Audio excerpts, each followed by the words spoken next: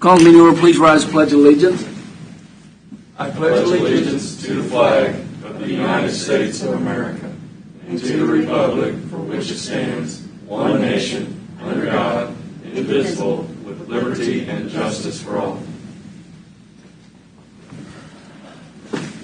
Can I get a moment of silence, please?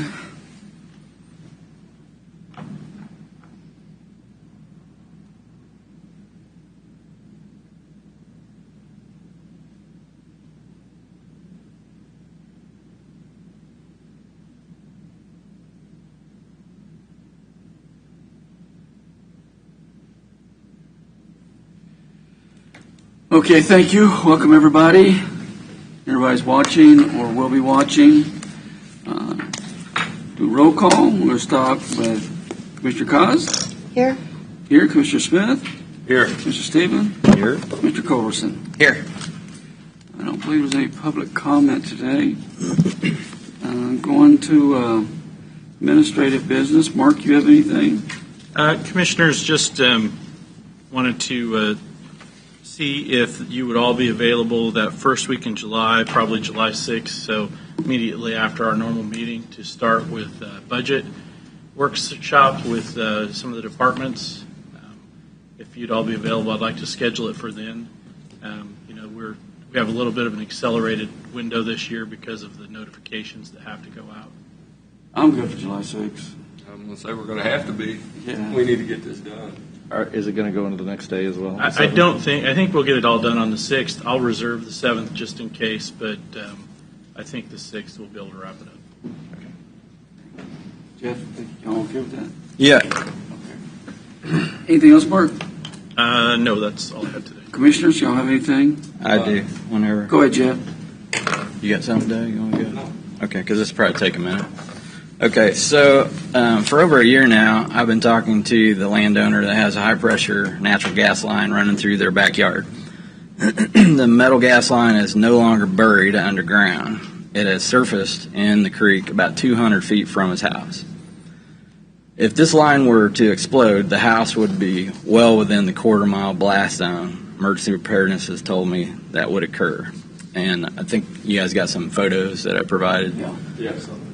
That shows what can happen.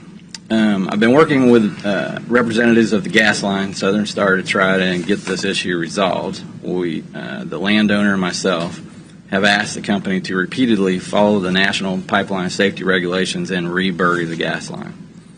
The company says regulations only state that the high pressure line needs to be buried 24 inches deep at the initial installation. Nowhere do the regulations say if the line becomes exposed from erosion or whatever reason, they are not required to rebury this line. I have reached out to KCC, OCC, KDHE, Kansas Department of Agriculture, Kansas Department of Water Resources, because this was in a creek, FEMA, because this is in a floodplain, NAPSR, Corps of Engineers, PHMSA, and probably a dozen other entities. They all said the regulations leave a loophole. I've talked to other counties and municipalities across the country with similar situations. Some have had some success in their areas by passing local resolutions to cover this loophole. So I would like to ask if we can get a consensus on the board to ask staff to put together a county resolution using PHMSA's own guidelines that any exposed high-pressure gas lines be reburied to the prescribed depths for the safety of our citizens. Jeff, I got two questions, and I'm probably going to direct one to David. First one is, if it's important to bury it, why wouldn't you want to keep it buried? Exactly. Second, David, do you have any knowledge of anything on this? Yes, Commissioner Culbertson is correct. This has been looked at for well over a year. This problem has been in existence for several years. In visiting with Mr. McGaha, the scope of the problem identified by Commissioner Culbertson is certainly very real. If these lines catch fire, blow up, damage is substantial. There's no such thing as a small gas line explosion.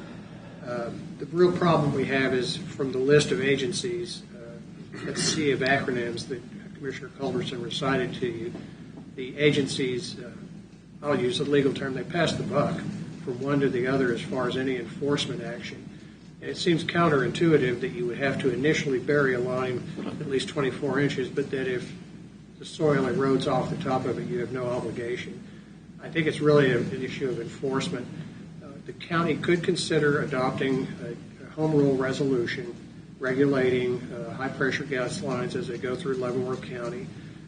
If push came to shove, I think that would probably be challenged under the Commerce Clause of the Constitution because it's an interstate operation. However, it certainly affords us a window of opportunity to express to these various agencies that you're serious about the safety of the public and the peril posed by these pressure gas lines. Sometimes it's okay to get challenged sometimes if you're going in the right direction. Commissioners, what do y'all think? I have a question on the, like when we were at the Kansas Association of Counties, they talked about the different types of home rule, and we are under a more restricted home rule regime than like cities. But is this something that falls in that purview that we could legislate? There's another legal principle. It never hurts to ask. We can certainly draft local legislation, a charter resolution, and present it as an enforcement mechanism for these high-pressure gas pipelines. I will tell you, Commissioner, I've read this yesterday, local legislation in another state to prohibit trains from blocking roads for a specific period of time was struck down as being in violation of the Commerce Clause of the Constitution. I'm not saying that local legislation would have a 100% chance of success, but it is perhaps the only mechanism you have to try to enforce the regulations and provide safety for these. Maybe this would be a way to put pressure on the company to be a good neighbor and a good citizen in our community and do what the right thing is. Yeah, Mike, I think that's it. Nothing else that will come out of it. And Commissioners, you recently had success in dealing with the Kansas Corporation Commission regarding a gas pipeline that was proposed for abandonment in Leavenworth County. That's yet another avenue, but I think it's really an issue. I think everybody knows that those regulations on the burial needs to be enforced. It's just a question of who's going to do it. And I'm not asking for all the gas lines. You've probably seen a lot of gas lines on top of the ground. They're not all high-pressure gas lines. I'm just asking for the high-pressure gas lines to make sure that they're buried. It just doesn't make any sense to me when I talk to these folks and they say, yeah, we have to bury it at least 2 feet deep for this size of line when we initially put it in. And I found some other fine print that says when they're dealing with the Gulf of Mexico lines, if they become exposed, they have to be reburied. But it's just the verbiage. It's just the specific wording that they're hiding behind. So, what is the actual response when you've talked to the company? Do they refer you to someone that doesn't really give you a response? The actual company that owns this line has said they're going to rebury it, and they know it's an issue for over 3 years now. So they just need some pressure. Yeah, we know it's a problem. We're working on it. But, 3 or 4 years, I think, is long enough to give them without us taking some kind of action. And this isn't in the right-of-way. It's on private property. Private property. Because if it's in the right-of-way, doesn't our utility policy cover this? If Yes. it was in a right-of-way? You're right, Doug. Okay. So I would just ask that maybe we ask Chuck McGaha to work with Mr. Van Paris to come up with a resolution wording, and then just ask. We're aware of it. We need to do something. Yeah. Ask that Vicky, any high I think pressure. you're aware of a hazard, I think. Yeah, and GIS has a map that shows what specific lines are high pressure, and just put a resolution together that any high pressure gas line that becomes exposed just be reburied. Right. Commissioners, anyone have an issue with that? I think it's a good plan. No, but that list of agencies he's contacted, I just told him to contact Homeland Security, too. Yeah, I don't think I've talked to them. Yeah, He's about the only one that he hasn't talked to, it looks like. I'll be talking to him today. Well, you a lot got, easier to destroy a pipeline when it's on top of the That's road. right. Exactly. So it is a Homeland Security. Well, that's going, I said. We know what he'll call him, do. too. Okay. Jeff, do you have something else? Nope, that's it. Doug, So, did you have I'm sorry. Go ahead, Jeff. well, I was need a just going to say, motion on so or just consensus? So we're asking DVP to work with Mr. McGaha to come up with a resolution. Yep, we have a Yeah, consensus. just bring it back Yep. to us. Okay. Doug, do you have Thank you. something? Just want to self-report that 3 commissioners were at the Juneteenth, but we didn't discuss any county business. I believe Friday night we was at an event in Basher where 3 commissioners were at, but we didn't. I think as soon as Commissioner Culbertson saw me, he left. I didn't take it personally. But we were at the He's all same hot and place, sweaty. but there was no county business discussed, and we were all separated. So Yeah. I just want to get that out there whenever that happens. Good point. But we did have on the agenda that we would be at the event Yeah, but you. on Saturday, so Yeah. we notified the public that there would be. I know, but you know. I'm just saying, People just so seen that us. people know that we did notify the public via our agenda that we would be there. Okay, anything else, Doug? No, sir. Anybody else? All righty, consent agenda, anything on the consent agenda that needs to be pulled? Mr. Chairman, I move that we accept the consent agenda as presented. Second, Motion is second, any discussion? Mr. KAAZ? aye. Aye, Commissioner Smith? Aye. Mr. Stephen? Aye. Mr. Culbertson? Aye. Formal board action. Consider a motion to approve Board Order 2022-2, directing Tax Counsel Roger Mars to initiate tax lien foreclosures action upon the property subject to foreclosure due to unpaid delinquent property taxes. It's pretty self-explanatory. Mr. Chairman, if I could, board adopts this virtually identical same board order every year about this same time. The tax sale procedure is lengthy, and this kicks it off. And the sale is not about making money off the sale. Right. The sale is about getting everybody motivated to keep their taxes paid. I think they only make a couple $1,000s off the sale, but they make millions from people coming in right before the sale to make sure their property doesn't sell. I got a question before we go on. And David, you're the only last person I haven't talked to. Maybe you can give. I've talked to Terry downstairs, Terry Lewis, and I've talked to Terry Lewis, and I've talked to Martin, something like that. And we've gone downstairs and searched the records. And when there's a property that's we can't find the people, and maybe it was an old church at one time, so I'm probably not any property tax. What is the best way to get the owner? He's been trying to look at maybe bringing that up. It's on Eisenhower Road, but so far for last year we've been unsuccessful. And I'm kind of running out of people who I need to talk to. Would you have any guidance on that? Well, Commissioner, in order, generally we look to find the owner of a property. We look at the tax rolls because the person who has been paying the taxes is responsible under the tax foreclosure procedures. Almost, I can assure you, somebody's is listed as a taxpayer, but if it had been a church, that may not be the case. You could check with the appraiser's office to see if at some point it had, because even exempt properties are appraised. Yeah. We could check with that. There should be a record through the Register of Deeds office. If it is a truly phantom piece of property and no owner can be located, if necessary, perhaps a quiet title action could be initiated. What if the people, and this is just information so I know, understand, what if the people that had, because it went through a couple things. It used to be a nightclub at one time, right, Jeff? Oh, Club International. Yeah, Club International. Then it became a church for a long time. But a lot of the folks from the information I'm getting, have passed away. And there's nowhere to track it. Would you go to a family member next or a corporation that was a church? Commissioner Smith, if you'll give me the information, Okay. I'll work with Roger on it.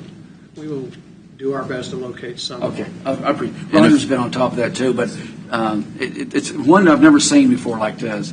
Is it in the city limits? Yes, Lansing. And they have to file Have an they ever had to exemption. mow it? We have. Lansing has.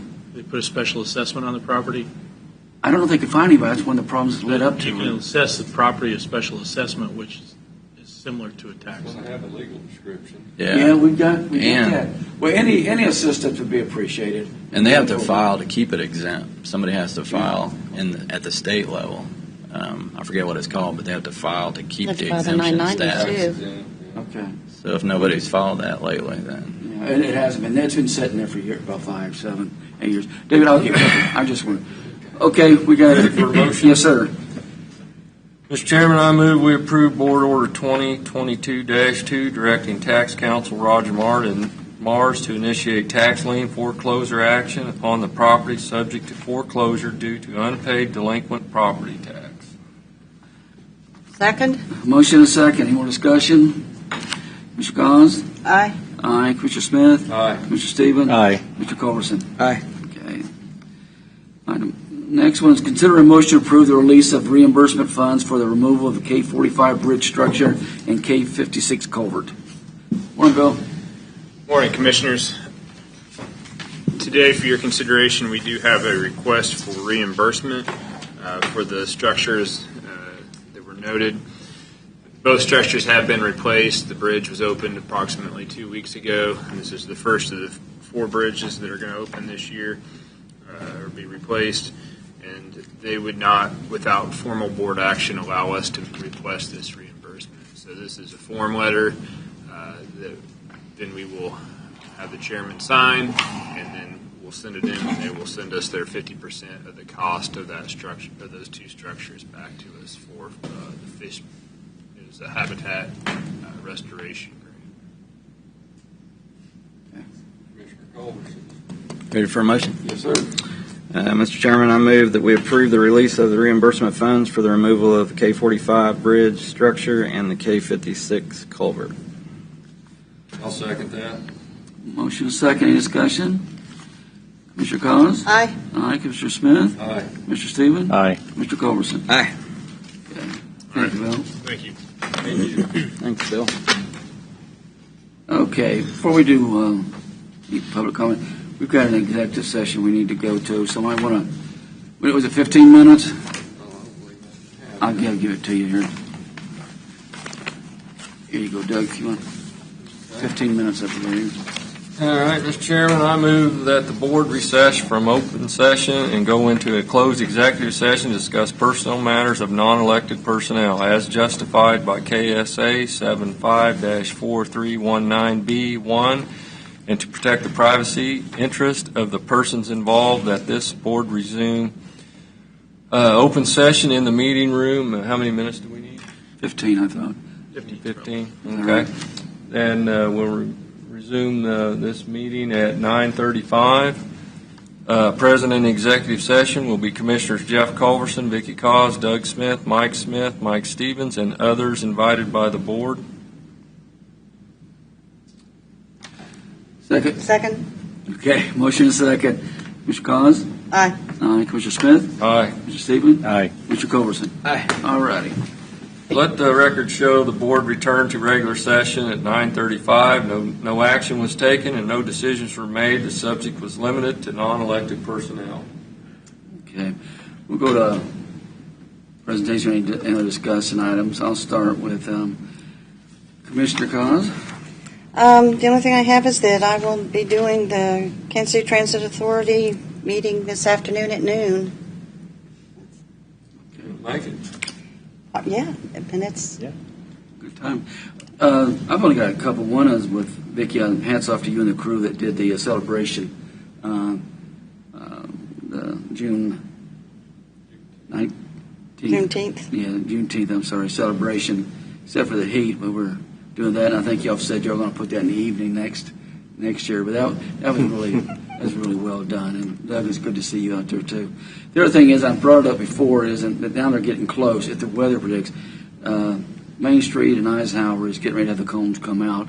So folks just be looking like that. They put it off for a couple weeks because we've had a little bit of rain. But and then yesterday they were working a sewer wastewater break on the Leavenworth side. If anybody drove down there, so it's coming. It's coming soon. So just for you, heads up. Expect those lanes to be start narrowing down. That's all I have, Doug. And I did forget sorry. that I did do the city commission meeting last night, and they discussed their. You got so many meetings. They discussed the their festival that's supposed to the Camp Leavenworth. Yeah. and it's moving forward. And then they had some update on the 4th Street, their improvement in the downtown corridor. And so it sounds like that's moving forward. And Good stuff. yeah. Doug? Attended Paramount Township budget work session last Wednesday, and Baser had a meeting going on too. I was going to try to bounce back and forth, but it was pouring down rain, so I decided to stay at Paramount Township. The county clerk attended that meeting also, along with Linda Shear. So it's really great that our county clerk and their staff assist these townships, helping them with their budgets. It's very important. That's pretty much all I had. Okay, thanks, Doug. Mike? We did the lake cleanup, and it was very hot, but it was we got a lot of things cleaned up there, and it was good. There's about 20 to 30 people that showed up, and That's good crowd. it was really good. Met with a city council person from Linwood that wanted to talk about zoning and those kind of things. We met for breakfast, and then there was a cancellation at the Republican Women's Club, and they called me and said we were going to have you in July, and I went to the meeting on Monday and talked. But there was only 2 of us there. So. Yeah, there were only 2 of us there, but it was good. Great. Jeff? I think I said enough. Oh, other than I want to make a plug for the Meals on Wheels Council on Aging benefit bazaar that we're going to have. It's getting a couple weeks away now. July 16th down at Haymarket Square. All proceeds to benefit Meals on Wheels at Council on Aging. And if anybody wants to help sponsor that, they can contact Meals on Wheels. Jeff, what time does that start? It's 5 to 10, I believe. Okay. But I think they're going to have bounce houses set up for the kids and stuff. A lot of activities going on earlier than that, like noon or 2, I think. Okay. July 16th. July 16th down at Haymarket Square. There'll be a band playing and stuff for the kids to do, and they're going to set up food vendor tents, a beer garden. So Are you gonna sing there's a too? lot going on. What's that? Are you going to sing too? Yes, I am. All right. So. Very good. It's been a long time since I've seen Jeff in a band. Anything else, Jeff? Who do you see at Council on Aging? Scarlett. Scarlett's taking care of that? Yeah. Okay. Anything else, Jeff? That's it. Okay. Mark, do you have anything else for the group? If there's nothing else, I'll entertain a motion to adjourn. So moved. Second? Motion and a second. Commissioner KAAZ? Aye. Aye. Commissioner Smith? Aye. Commissioner Stieben? Aye. Mr. Culbertson? Aye. We are adjourned. Thank you.